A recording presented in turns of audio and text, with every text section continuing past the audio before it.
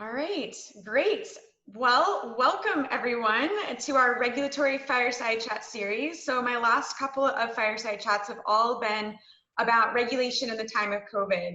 And we're continuing that theme today. And we're so lucky to have Jim Puente from the Nurse Licensure Compact and also the National Council of State Boards of Nursing, NCBSN, with us today. He's the director of both organizations, and I feel like I can safely say an expert on compacts. And so we're going to be picking his brain today and learning a lot about how compacts have made a difference in the nursing, or how a compact has made a difference with the nursing profession during COVID-19. So Jim, thank you so much for joining us today.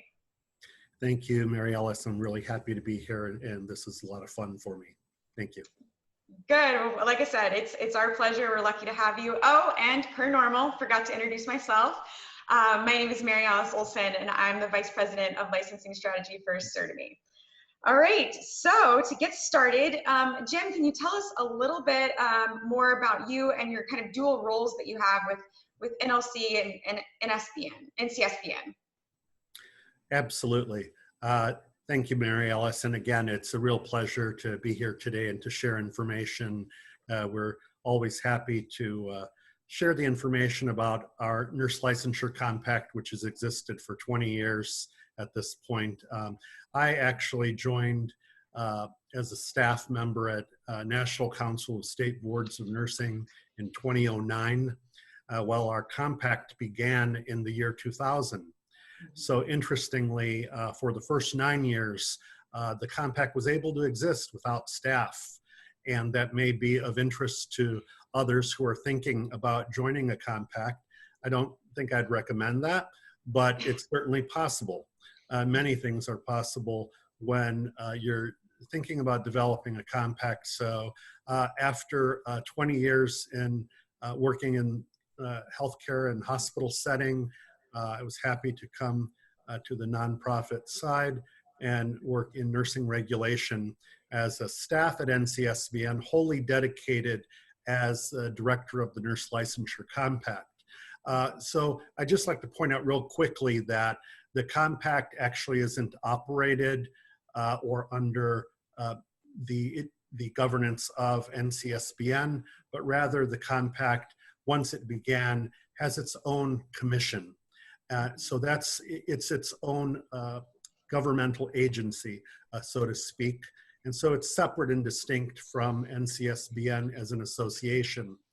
It's helpful to the Compact Commission that NCSBN is generous with its resources to further and to help the goals of the Compact, because it parallels with their own strategic initiatives. And so NCSBN provides the staffing for the compact, and as the staff, and there are two in my department, I work very closely on a daily basis with all of the commissioners. Wonderful. Okay, no, thanks so much for explaining that. That makes a lot of sense. And one thing I do want to ask, since we are all living through COVID right now, is at the start is what it's been like for you and your staff, and also has COVID-19 changed the way that you're able to serve nursing boards as well? Well, it certainly has. I don't think I've spent so much time in my home since COVID, obviously the same for most people, but my job was mostly in different states, visiting not only the existing compact states, but states considering joining the compact or needing to learn about the compact. And so I think for anyone considering a compact, there's a great deal of stakeholder education that needs to happen, and that's a big part of what I do. Obviously, that gets stifled in a COVID world, and we need to switch, as everyone does, to virtual platforms to connect with people. But one of the things in particular that was a significant change for us is that I provide training to Board of Nursing staff when a state joins the compact, and that was no longer possible as an in-person training over the course of several days. And so we're in the process of creating a kind of a video library of recorded training that can be accessed online for those boards of nursing that we work with. So I think that was a big endeavor that we didn't anticipate. So of course, it carries out into many different areas as well. Sure. It sounds like you're doing a great job, not surprisingly, right, of continuing to serve all of those nursing boards out there and provide them with content and be really accessible. So that's wonderful. One housekeeping item before I ask my next question, I just wanted to make sure everybody knows that you have chat functionality as part of this webinar. And so please feel free to submit any questions that you have for Jim throughout this webinar. And he and I will talk for about 20-25 minutes, and then we'll move on to audience questions. So please don't be shy. We love all of the participation. So Jim, digging into compacts, you know, when anybody thinks about compacts, they think of the nursing compact first. It really is just a pillar of success. Can you walk us through the basics of how a compact is formed and really just what that looks like for anybody out there that just doesn't know much about compacts at all? Absolutely. So the interstate compact really is a legal mechanism to reach an end, to reach a goal, which is to remedy a situation, to remedy a problem. And the problem here for us when it comes to licensure is that it's been a state-by-state process whereby a licensee needs to get a license in each individual state of practice to practice in different states. And that is no longer a viable option, not today, and it won't be in the future because of enhancements with technology and the development of telehealth technologies as well. Telehealth doesn't know boundaries, and so in order to be able to practice, licensure needs to be portable. And one of the ways you accomplish that is through an interstate compact. So in an interstate compact, you have an agreement on various provisions, and everyone is in agreement. So we know that this is what we're held accountable to, because once the governor signed the bill into law, it got enacted, this becomes our state law. And so I think it is the perfect vehicle for licensure portability, for mobility of the practitioner. And I think that in the very beginning, for a profession that's considering interstate compact for licensure, you really need to hone in on your key principles, on what you're trying to accomplish. So you'll probably notice that among the different professions that have licensure compacts now, each may look a little bit different. And that's based on going back to the drafting phase. How well were the stakeholders at the table educated? How well were they, did they form and develop the key principles that they want to adhere to throughout the drafting phase? So you keep revisiting that. And for us, that was the mutual recognition model. And that meant that a nurse is going to be able to practice in another state without having to jump through any hurdles, without having to have any type of an impediment to practice in another state. And again, as I said earlier, because telehealth doesn't know boundaries. So obviously there's many benefits of the compact that go far beyond telehealth, but it's important when you're drafting the compact to keep the future in mind and not just the present. Mm-hmm. That makes a lot of sense. And one thing that you and I have talked about before is the number of compacts that states are already part of that people just may not even realize.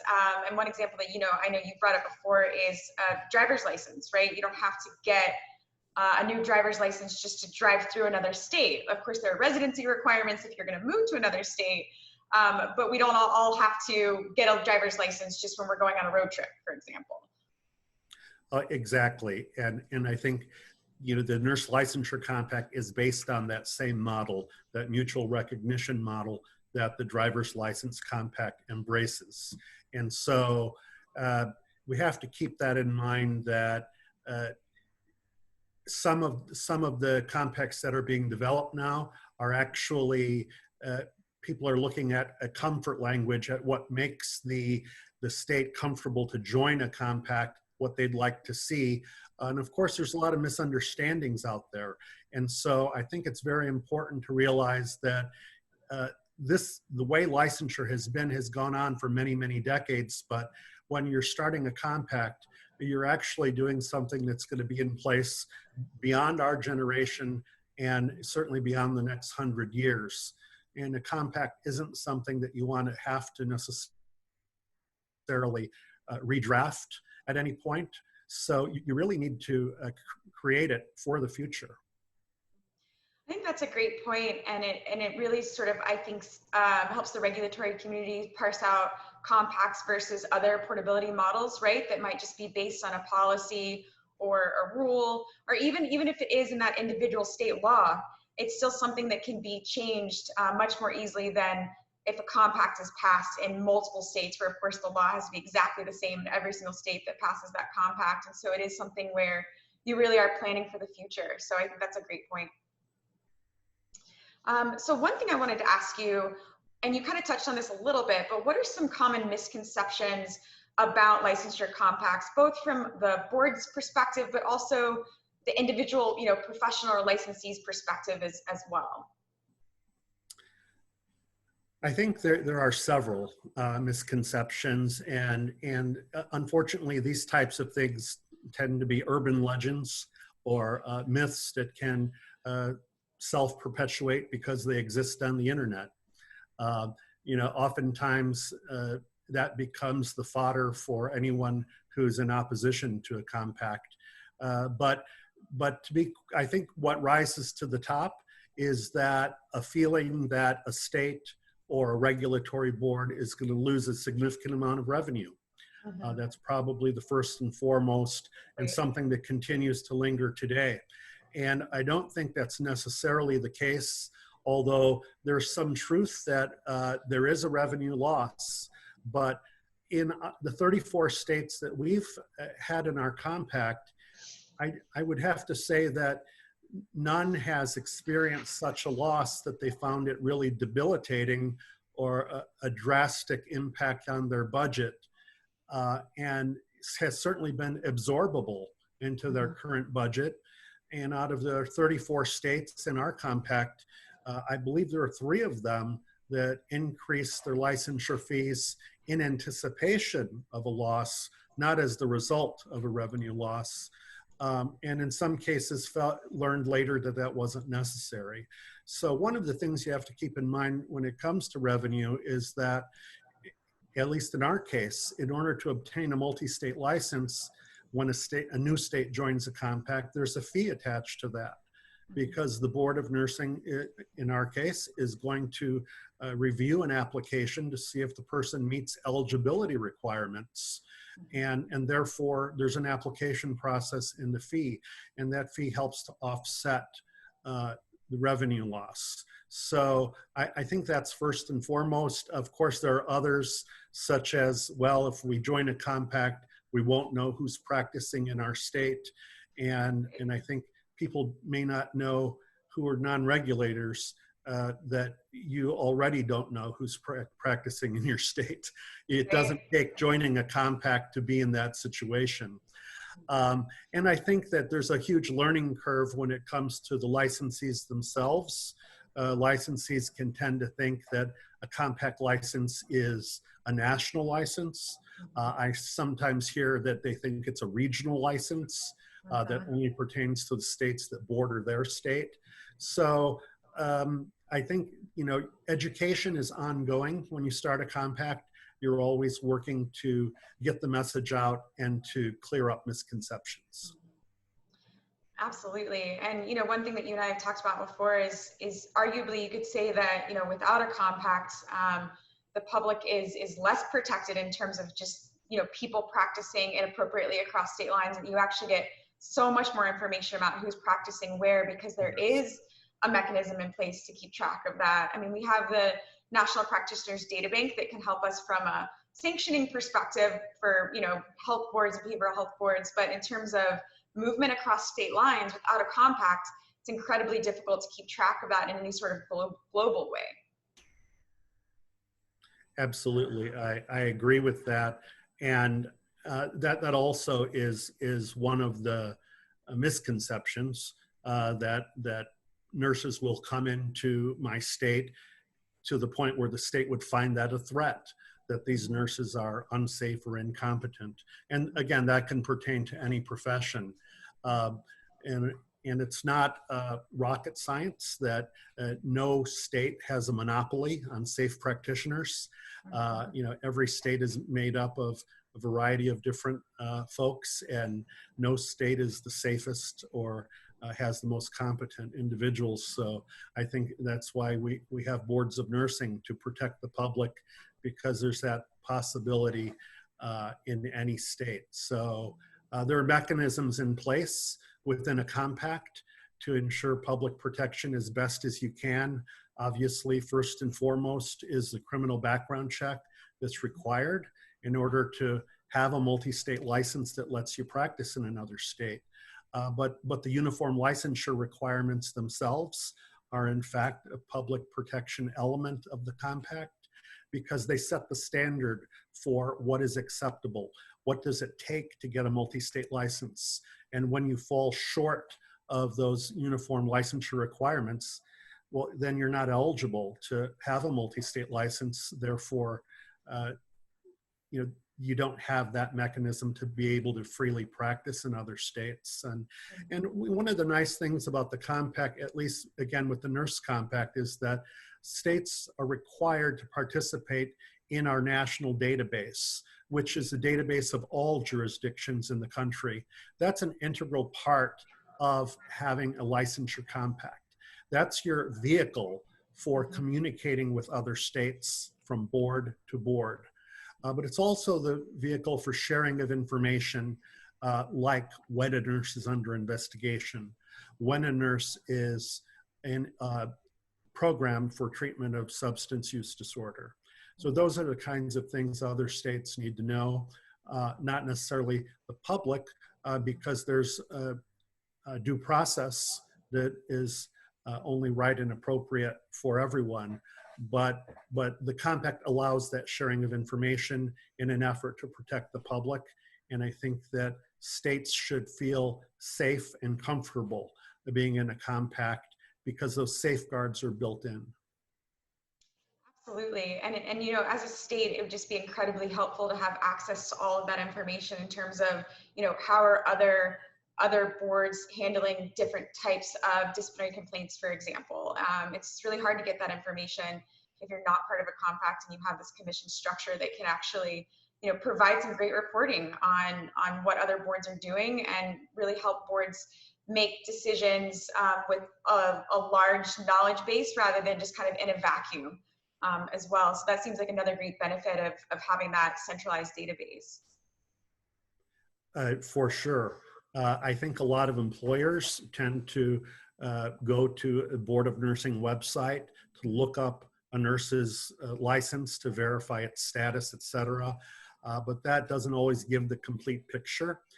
If a nurse holds multiple licenses in different states, going to the centralized database, which is nurses.com for us, allows someone, whether an employer or anyone in the public, to go to pull up that nurse and to look at the nurse's whole history, all licenses that the nurse has or has had, including past disciplinary history.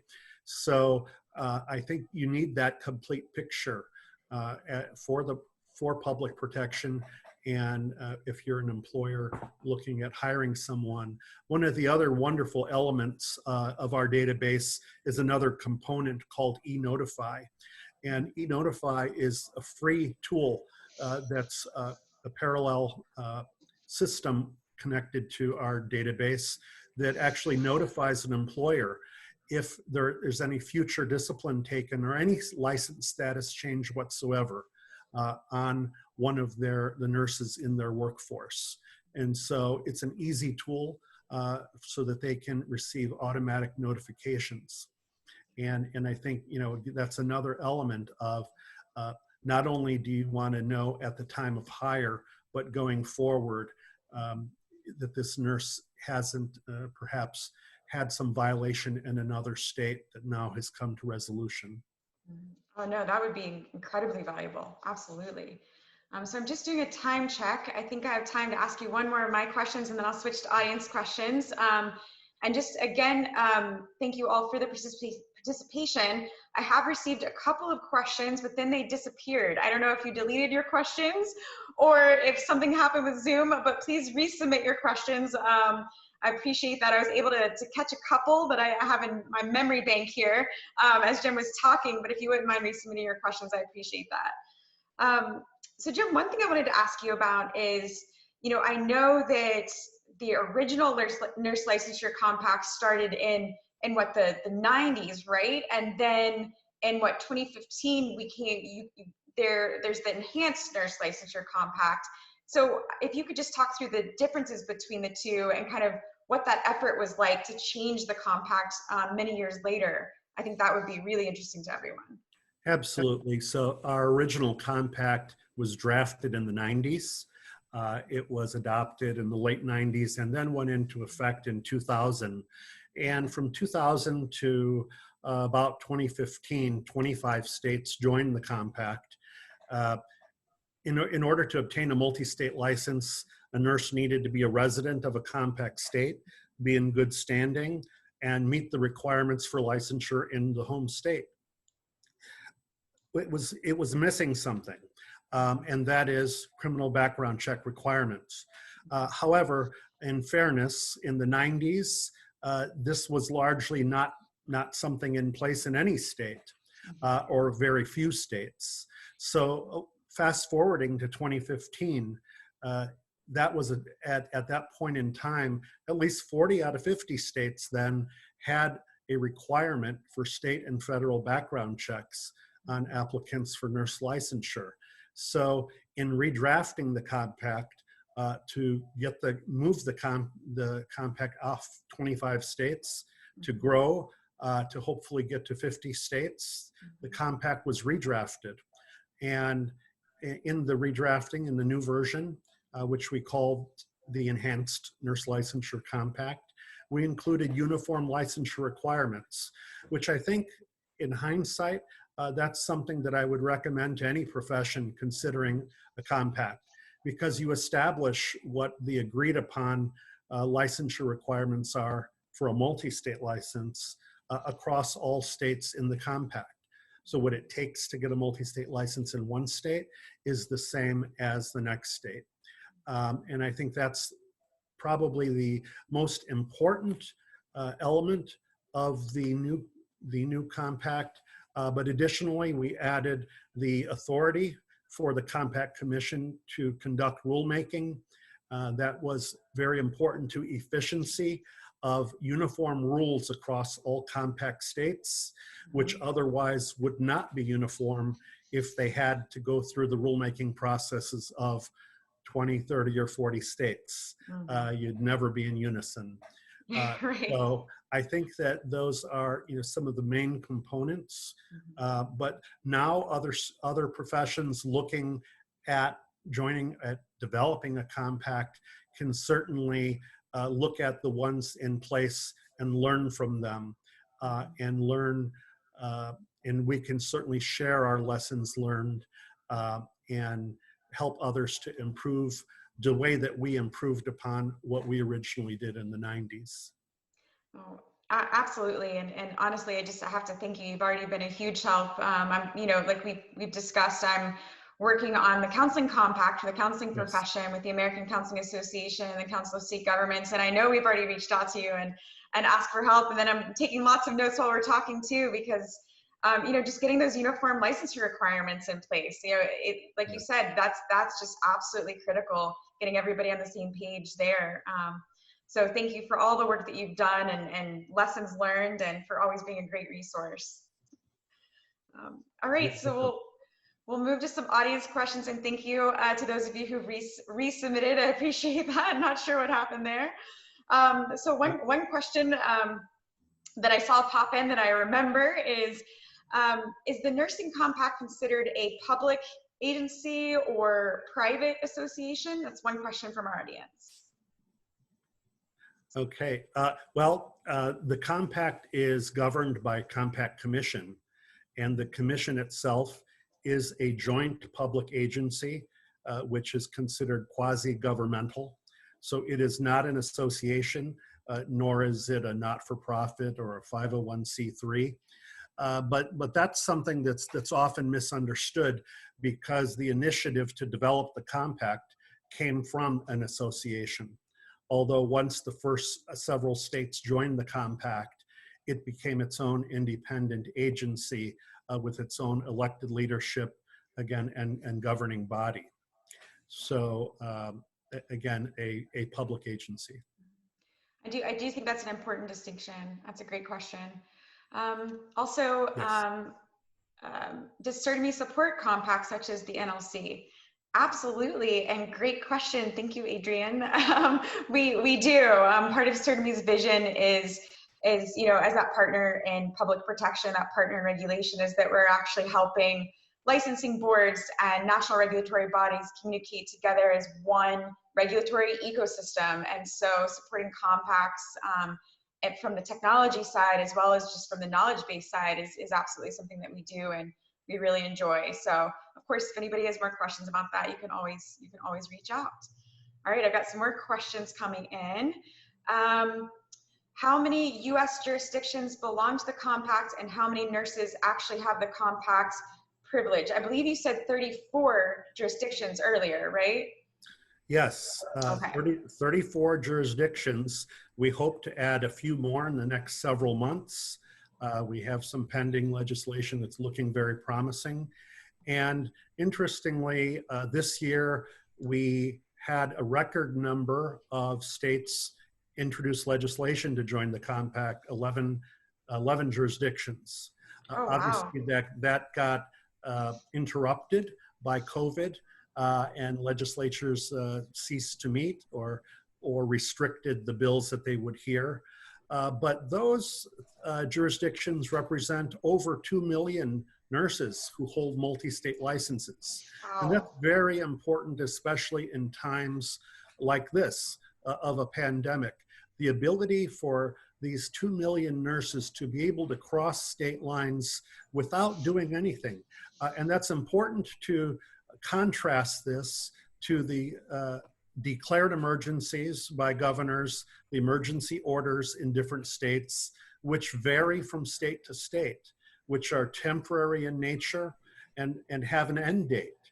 And in each state, a little something different may have been required, or the regulatory belt was loosened to some extent to allow nurses who and I've seen quite a different gamut of different things happen, but for retired nurses or students who haven't taken the NCLEX exam yet, or nurses who just held a license in another state, there are problems that can present themselves due to some of the emergency orders because you no longer are maintaining the same standards that you had as a state.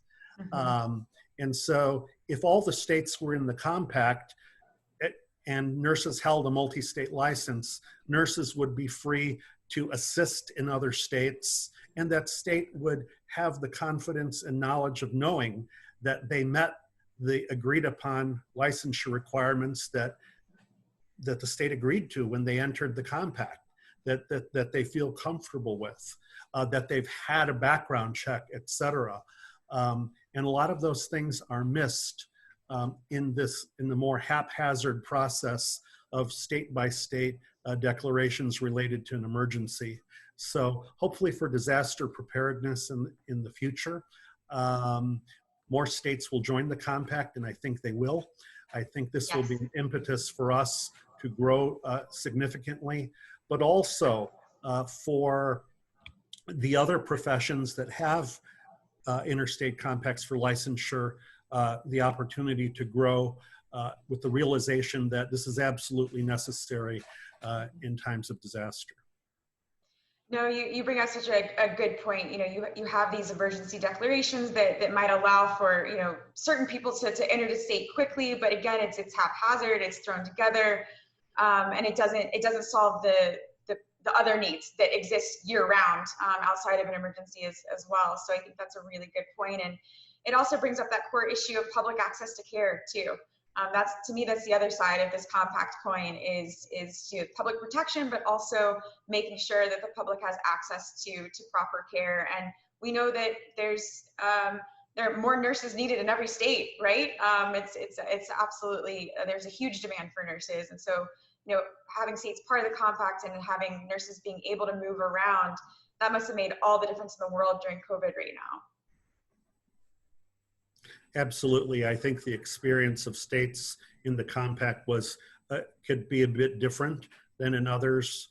There are states that required a nurse to get a temporary license to work in another state, states that required a background check.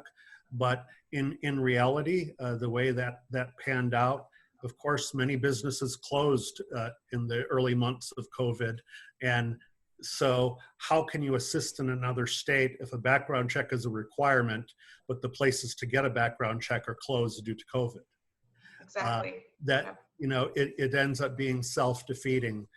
So I think that there will be, the future will see many more compacts in different professions, both healthcare related and non-healthcare related.